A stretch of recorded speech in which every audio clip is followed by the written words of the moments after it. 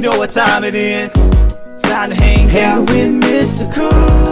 With Mr. Cooper. With Mr. Cooper. With Mr. Cooper. Get the latest scoop. From Mr. Cooper. From Mr. Cooper. From Mr. Cooper. Hang with Mr. Coop. With Mr. Cooper. With Mr. Cooper. With Mr. Cooper. Get the latest scoop. From Mr. Cooper. From Mr. Cooper.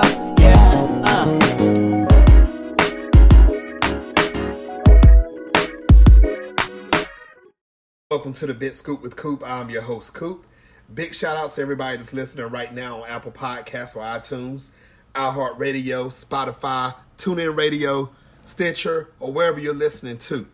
Also, don't forget, if you want to see the video recording of this show, make sure you go to thebigscoopwithcoop.com where you can catch episodes from season 1 all the way now. Also, you can catch me on Facebook, facebook.com/thebigscoopwithcoop. Also on Instagram, you can catch me there at Big Scoop with Coop, and on YouTube at The Big Scoop with Coop. All right, people, enough about me. Today's guest, you have seen her on LaBrea. She's doing big things on that NBC hit show that you can catch on Tuesday nights at 9 p.m. And she plays the role of Veronica Castillo. Ladies and gentlemen, Lily Santiago. And Lily is killing the role of Veronica. She's doing big things on that show. If you haven't, make sure you watch LaBrea once again on NBC, Tuesday nights, 9 p.m. Eastern Time. This is a show, if you ever like the show Land of the Lost, or if you like a show that takes you through time travel from prehistoric times to past times, you're going to love this show. Make sure you catch up with it. So we're going to kick it with Lily. She's going to talk about her theatrical career. She's going to talk about her television career also, and more. Ladies and gentlemen, sit back, relax, and enjoy Ms. Lily Santiago. Welcome to the show. Thank you, Coop. I'm so happy to be here talking to you. Yes. How's your day going so far? It's good. Today's my day off. I'm currently doing a play in DC. So Mondays are the day off of the week. Otherwise, we do 8 shows a week. So it's nice to... It was a rainy day, so I sort of just sat on the couch and relaxed. Loving the life. That's what I'm talking about. Now, Lily, like I told everybody worldwide, you know, you're doing a lot in your career right now. Your career is nowhere close to being over. You having a very successful career. So I want to say congratulations to you from that off the jump. Thank you. Yes. Now, Lily, for the people that's just recognizing or learning about you for the first time, when did you first realize that you wanted to become an actress? So I'm blessed enough to come from an artist family. Mm-hmm. So I was sort of surrounded by theater and acting and all sorts of arts growing up, but I never thought it was something that I could do. It was sort of just a career that I saw my dad doing or I was surrounded by. And then applying for high school, there's a performing arts high school, LaGuardia in New York. And I sort of thought, hey, that could be fun, spending half my day doing the arts. So I auditioned, got in, and I said, you know what, I'll go. And it was there when I first started learning a lot about acting that I decided, you know what, I got to do this. Wow. Now, what type of hurdles did you go through to get to where you are today? It's been interesting. I think I've worked the summer jobs that you do to make money. You know, I started working when I was 16. But after graduating from college, I went to Northwestern. Mm-hmm. I sort of just started right away in the theater. I think I'd spent, including high school, because I really attribute a lot of my training to my high school experience, which is amazing because you're 14 to 18 years old, and to be racking in all that valuable information was amazing. So I think the hurdles were just in training. The hurdles were just in self-doubt, in knowing the challenges of this business and saying, I don't care, I have to do this. But I was lucky enough to sort of just start off straight out of school professionally. Mm-hmm. Now, Lily, I tell a lot of people on past shows, I feel that, and it's just my personal opinion, if you agree, great. But I tell people that when you have a love for something, it's going to hit you at a young age and it's going to stick with you throughout. Just like how you say you went to school and you learned it and, your hurdles, you actually got a job and you still took care of school and you took care of college, and look at you, you're still doing it today. So I tell people all the time, if you have a love for something, it's going to stay with you. It definitely will. I agree because I think if you find that passion for something, even if you're trying to veer yourself in a different direction, there's just this like nagging thing in the back of your mind and in your heart where you're like, I can't let that go. And if you can't let it go, then you know you have to do it. So true. So true. Now, speaking of, you said you give a lot of credit to your school for the acting and everything. Did you have any mentors that help you out through your stages to where you are? Right now, I'm sort of, because I was thinking about this. I had looked at some of your previous interviews, and I love when you ask that question. And truthfully, I have been so lucky to work with so many incredible actors and directors that every production I'm a part of, theater, TV, my peers become my mentors. I gain so much knowledge from the people that I work with. And I also, as I mentioned before, my father is an incredible actor, director, writer. And I'm so lucky that I have this resource in him that any doubts I have, any questions I have, I could just call him up on the phone and get some really sound advice because he's a mentor for a lot of people and I just get to call him dad. So I'm lucky in that way. That's what I'm talking about. Now, a lot of people, like I said, they know you from LaBrea, but you've been doing things before LaBrea. So that's what I want to talk about. Now, let's talk about this Broadway that you've been doing. So were you nervous or were you excited to jump into Broadway? So I must tell you the truth. I have never actually been on Broadway itself. Oh, I really? have been off Broadway. I have done regional. I've done a lot, but I've not yet made it to Broadway, but I will. Yes, you will. But I always thought, like the regional plays and stuff, I thought it was always connected to Broadway into a certain type of way. Some regional plays do go from here to Broadway. And some off-Broadway plays go off-Broadway to Broadway. It's sort of, there's always the chance. But it's not frequent, I wouldn't say. Okay. I sort of found this love for Shakespeare in school, and I studied in London for a semester studying Shakespeare, and my first play out of school was in the ensemble of Othello at Shakespeare in the Park, which I don't know if you know about Shakespeare in the Park in New York, but it is my favorite thing that happens in that city.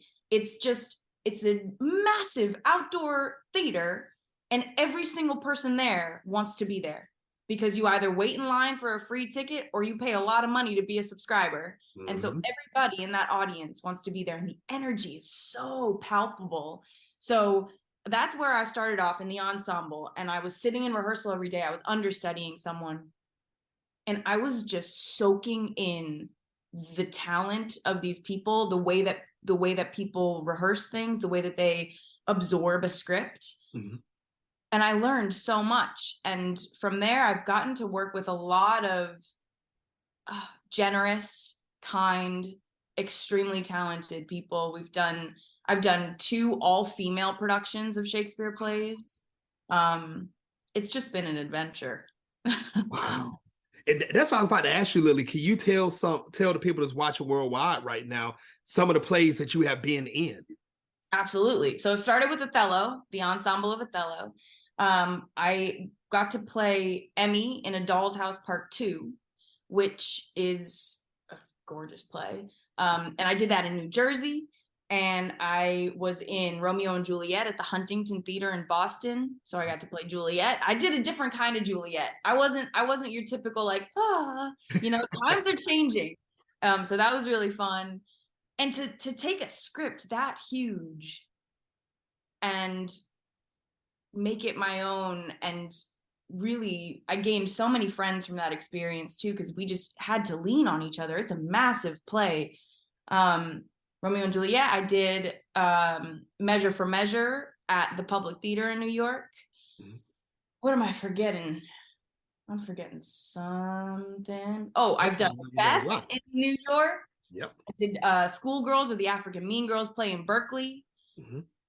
These are I'm just listing my resume now. That's what I'm talking about. The resume is big. The resume is big. Now It's growing. yes, I'm in North Carolina, so I would love to go, check that out because I've always heard about, Shakespeare in the Park, and I heard it always grew a big crowd, like all the time. That's what I've heard. Such an amazing story. So I was an usher at Shakespeare in the Park for 2 years during high school. And so in that time, you just get to sit there in the audience every show and just watch it come to life. And there was one show, Comedy of Errors they were doing, and it started pouring rain. And when it pours rain, everything stops because it's dangerous with the mics, with the everything. So everything stops. And a lot of the audience leaves. It was not going to stop raining. The actors came out on stage and they said, "Who wants us to keep going?" And the half the audience that was left, they were like, "What?" Everybody, the actors just said, "Forget about your seats. Just move as close as you can because we cannot use mics." The audience piled into the front of this theater, and in the pouring rain, the actors did the rest of the play because everybody just wanted to see it, wanted to do it, wanted to be together and make theater. It was magic. Whoa. Now, you know what? That's when you have a true love.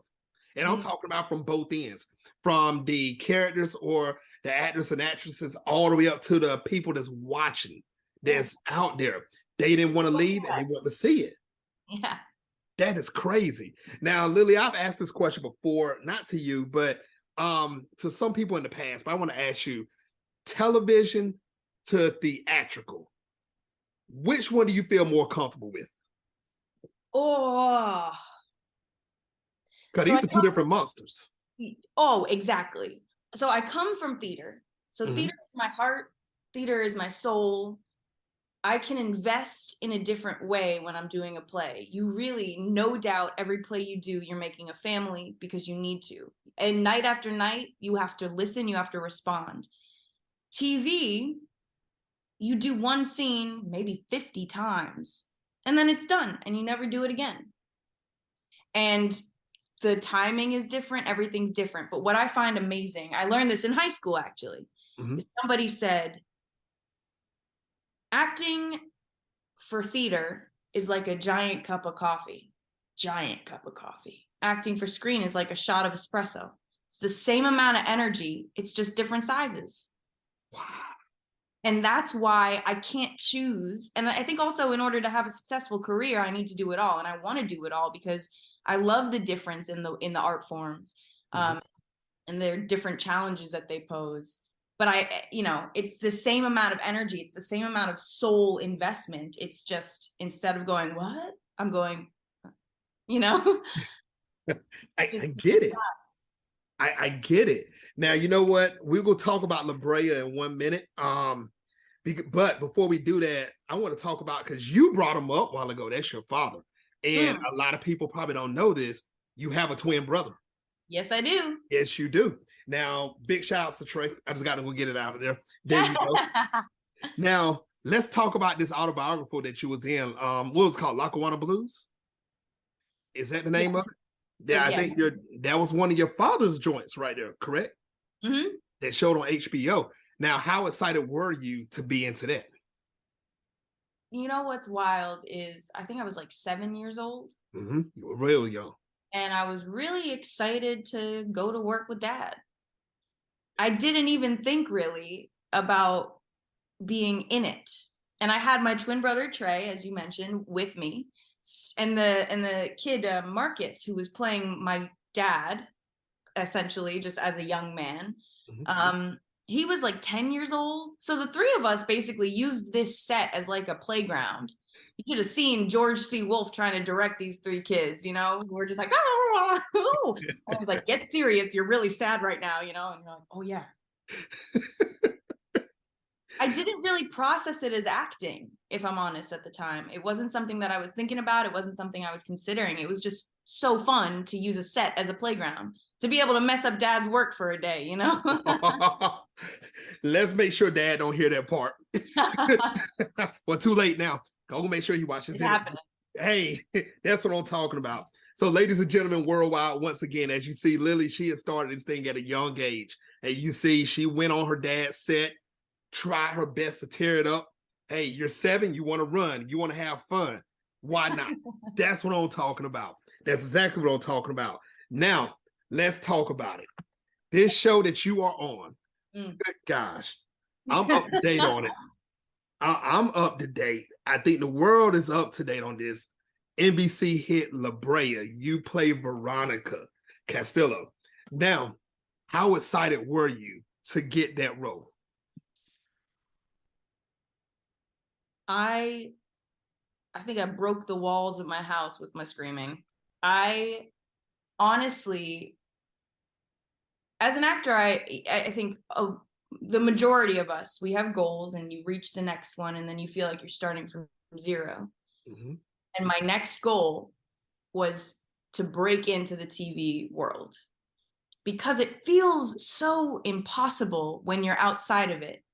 In any aspect of this business, I think when you're on the outside, it feels impossible to get in. And then once you're in, you feel how small it actually is.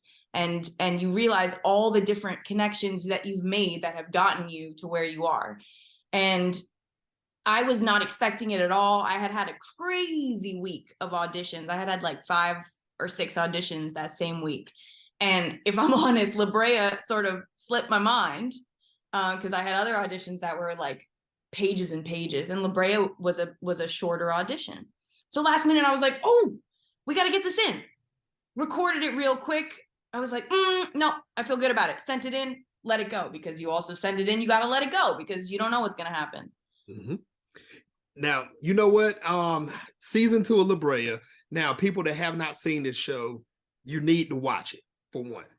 Number 2, you're seeing how Lily is right now. When you watch, Lily and Veronica are 2 different people. Yeah. And that's what I want to talk about.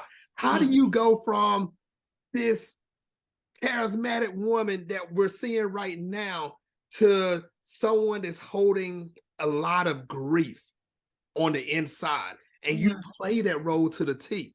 Now, I will say this without spoiling anything because I can't really spoil much, but my opinion, her family has deep, dark secrets on LaBrea that haven't even been opened yet, that we don't even know about, because you're looking at the main characters of what this whole other family is doing, trying to get back into the present day time. But Lily is in the background. Sorry, Veronica is in the background, and she's got her best friend, and you have to follow and watch on season 2. Well, 1 and 2. Season 1, her friend is young. Season 2, come back as an adult. Lily is like everywhere, holding something in her mind. You look like you're so deep-minded. Tell us more about Veronica.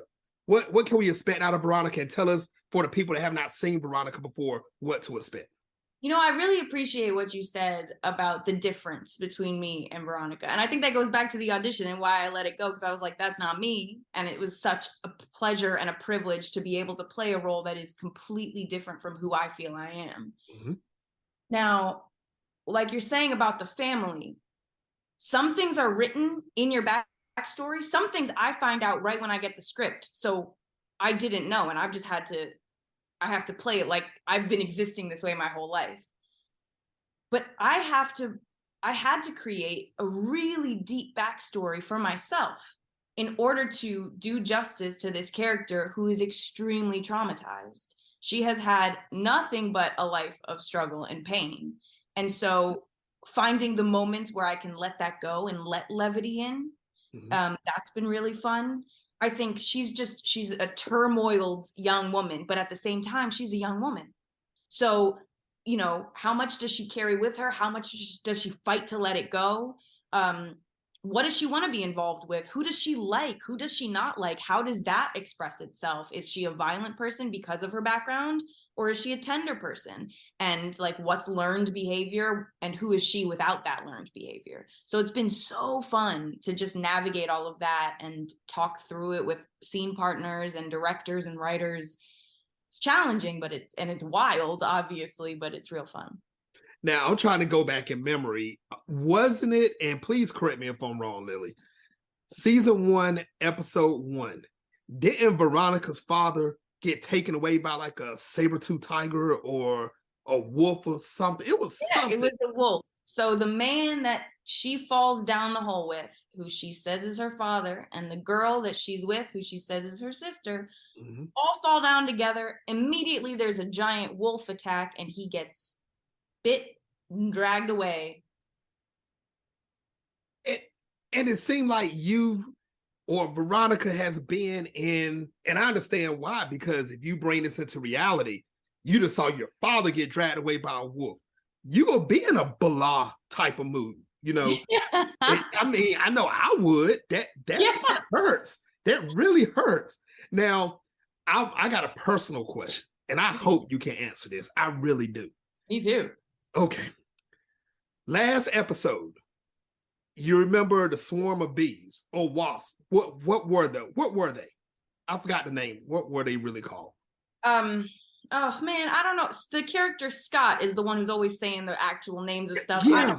Just the giant wasps, the historical giant wasps. We're gonna call it that, the giant wasp. What did you all use to make it seem like they were around you? Because you played the part like they were really there.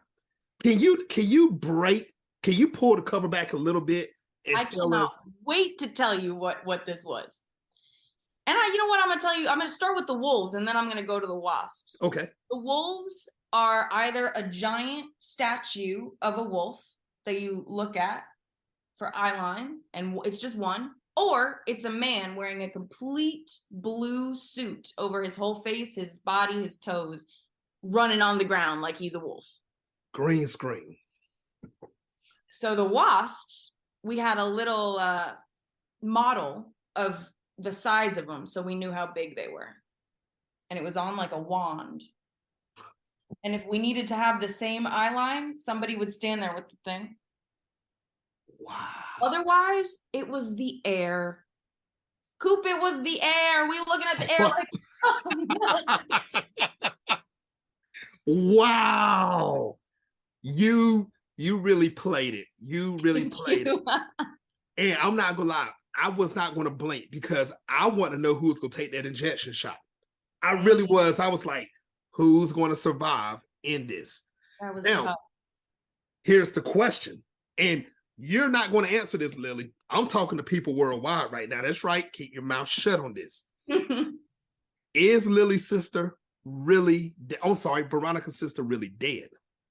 Is she? We saw her not take the shot. We saw her fall out in Veronica's arms. We saw Veronica in sorrow. Now, ladies and gentlemen worldwide, you're going to have to answer that question. You're going to have to actually continue to watch to see. But now I want to ask you something, Lily. Mm-hmm.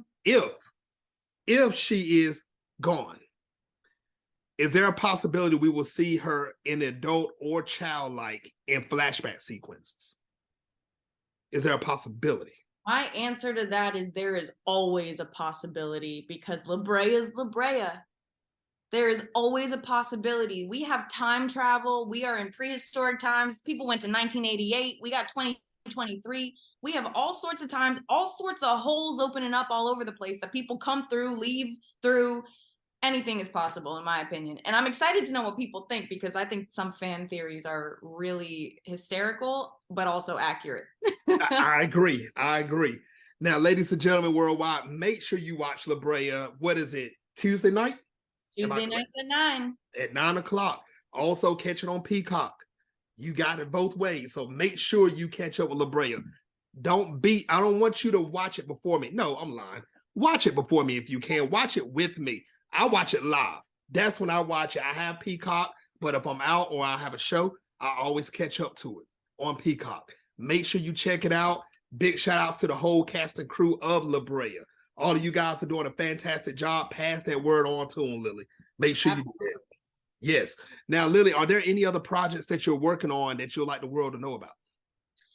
Currently, I'm doing another Shakespeare play right now in Washington, D.C. I'm doing King Lear, and I'm getting to play Cordelia, which is a role that I've had my eye on for like 10 years.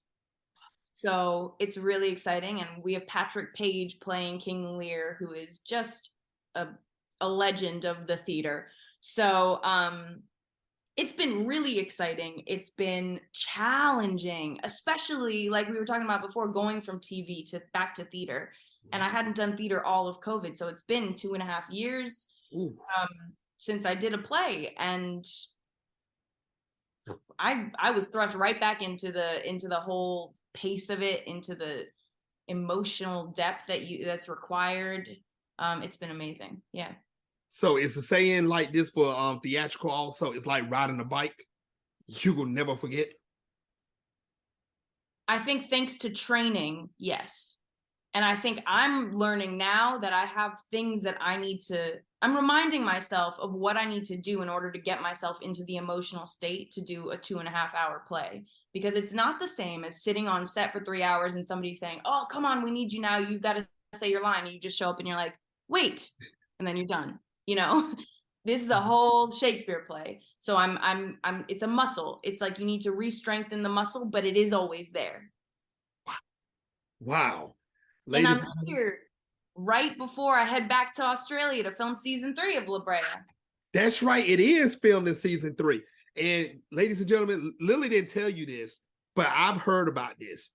She's out there playing with the kangaroos and stuff around there. She is like sightseeing while she goes back to the prehistoric times. I mean, that's called multitasking. That is multitasking 101. You can't learn that in school. No, you can't. You gotta find your love for the world on your own. That's what I'm talking about.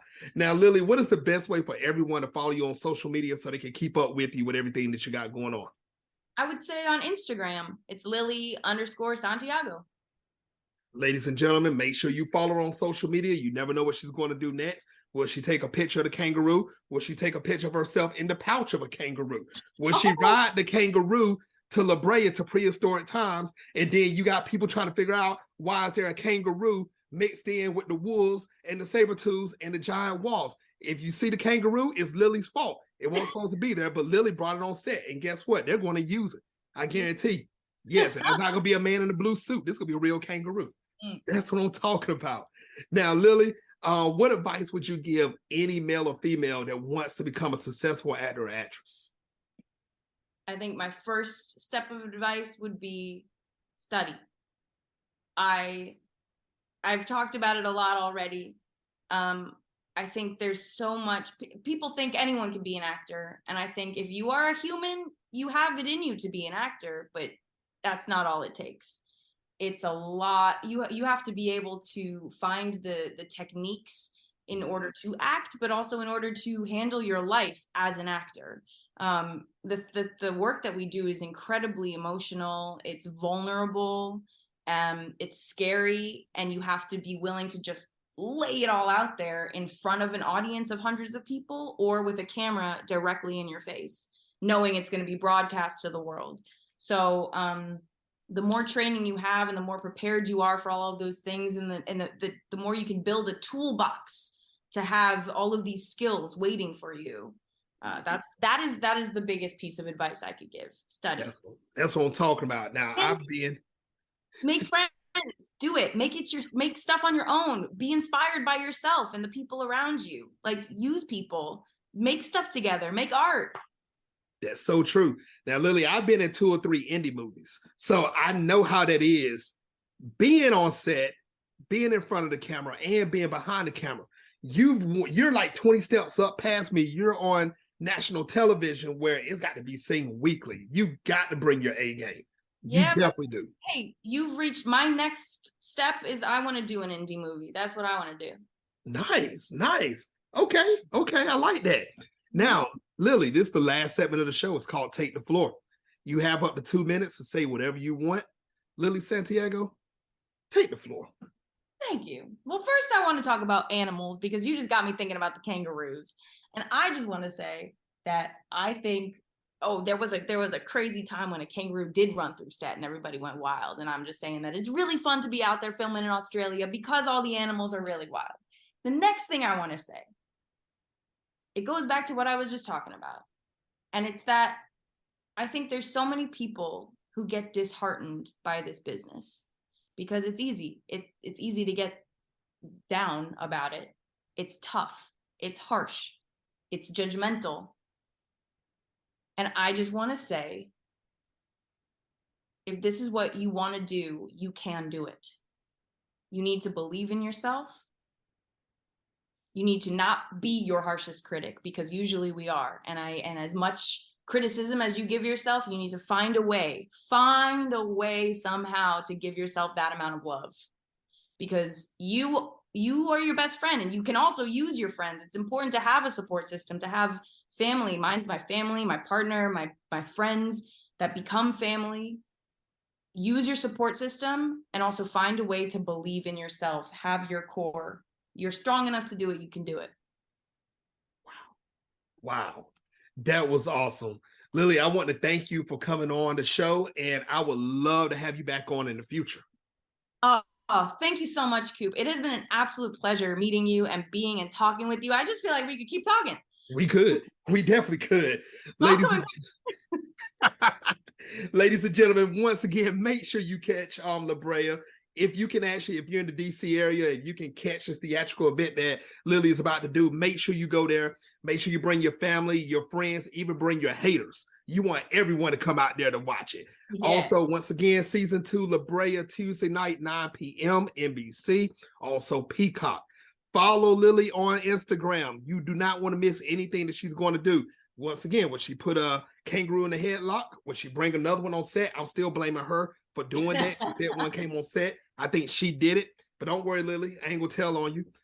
Big shout outs to once again the cast and crew of LaBrea.